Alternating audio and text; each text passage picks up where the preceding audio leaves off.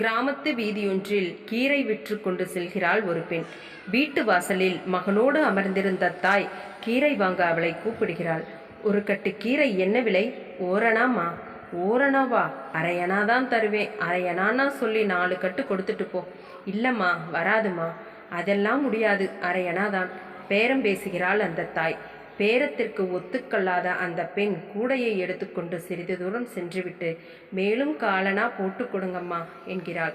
முடியவே முடியாது, கட்டுக்கு அரையனாதான் தருவேன் என்று அந்த தாய் பிடிவாதம் பிடித்தாள். கீரைக்காரை சிறிது யோசனைக்கு பிறகு, சரிம்மா, உன் விருப்பம் என்று கூறிவிட்டு 4 கட்டு கீரையை கொடுத்துவிட்டு 2 அணா காசை வாங்கி கொண்டு கூடையை தூக்கி தலையில் வைக்கும்போது அப்படியே மயங்கி கீழே விழுந்தாள்.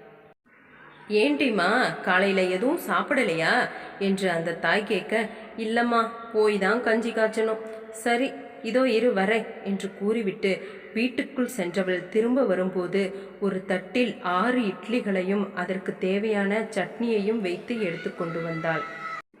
இந்தா, சாப்பிட்டு விட்டு போ என்று கீரைக்காரியிடம் கொடுத்தாள். எல்லாவற்றையும் பார்த்து கொண்டிருந்த அந்த தாயினுடைய மகன், ஏம்மா, அரையனாவுக்கு பேரம் பேசுனீங்க, ஒரு இட்லி அரையனான்னு வச்சுக்கிட்டா கூட 6 இட்லிக்கு 3 அணா வருதும்மா என்று கேட்க, அதற்கு அந்த தாய், வியாபாரத்தில் தர்மம் பார்க்கக்கூடாது, தர்மத்தில் வியாபாரம் பார்க்கக்கூடாதுப்பா என்று நெத்தியடியாக கூறினாள். உண்மைதான், தர்மம் வேறு, வியாபாரம் வேறு. நன்றி.